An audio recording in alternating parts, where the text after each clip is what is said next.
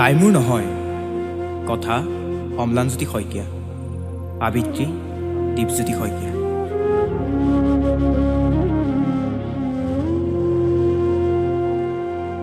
তাই মোৰ নহয়। এইটো সঁচা যে তাইক মই ভাল পাওঁ, সেই বুলিয়েতো তাই মোৰ নহয়। আৰে তাইতো বজাৰৰ কোনো বস্তু নহয় যে মই পইচা দি কিনি আনিম আৰু মোৰ বুলি গৰ্ব কৰিম। তাইৰো এজনী মানুহহে, তাইৰো নিজস্ব এটা জীৱন আছে, তাইৰো ভাল পোৱা বেয়া পোৱা এটা মন আছে।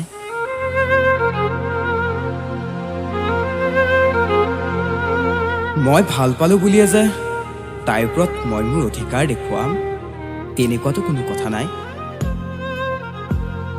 এটাই জানো, তাইতো বজাৰৰ কোনো বস্তু নহয়, তাই মোৰ ভাল পোৱা।